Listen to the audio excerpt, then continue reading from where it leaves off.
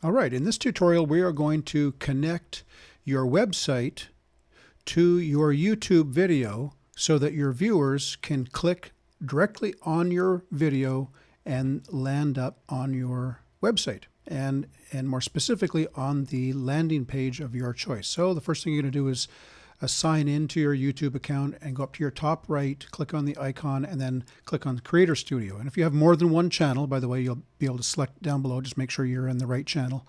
I've only got one here, so I'm going to click Creator Studio. And when you do that, you'll see a list of videos come up. And we're going to go and edit the first one at the top here. And once that comes up, you are going to scroll to the top, up to the Cards menu right here. Select that.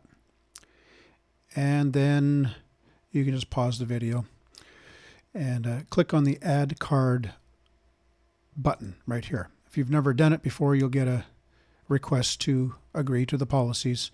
Anyway, after you've done that, you can create. And what you're going to do is, by the way, you see what I did there. I selected the top one that says Associated Website because we are going to feature your website. Create and then enter the URL of your domain name. All right, so now this is your headline.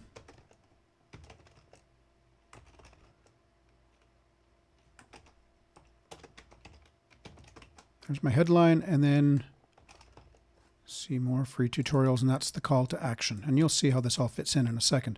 Now you can upload an image. I'm just going to upload this free seal. You can upload whatever you like, something that's relevant. Remember, the higher the perception of value in what they look at, the higher your click-through rates will be. So if you're offering a free report or a free article, make your graphic look nice. Make it look like whatever they're clicking through to is actually worth something. All right, now create card. You're done. Step number one. Now we're going to test that. Come over to your video manager, click that so you can get to the video again. Click it and play it.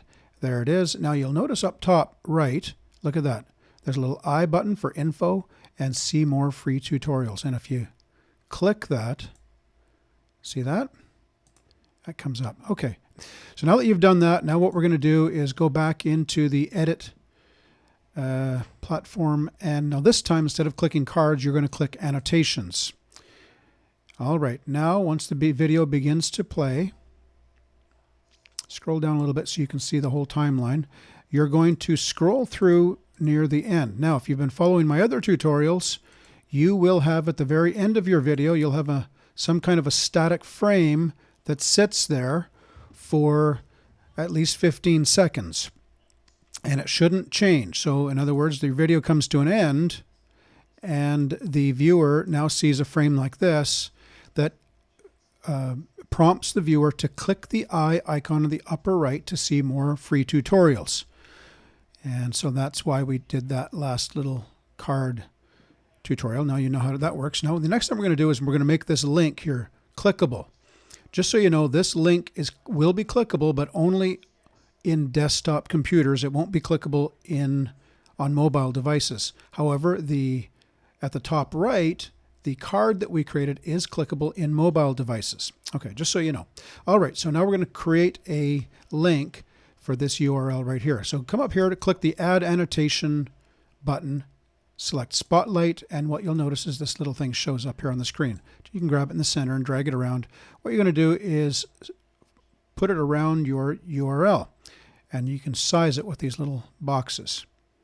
All right, so we're going to size it around the URL link, and that's what's going to be our clickable area. Now, next, come over here to the Paint tool, drop down, and select this option right here, which is transparent. That way they won't be able to see that box that's on there. Now, select this link checkbox down here, and on the drop down, select Associated Website, and now once again enter your URL. There we go, and save it. Now, one final step, and that is to size this little area down here. This is the indicator for how long this link will remain clickable. So you could actually move this over here, and then whatever's in that spot would be clickable only for this duration. We don't want that. We want it at the very end where this link actually appears, and it only appears there. So, but we want it to last for till the end of the video.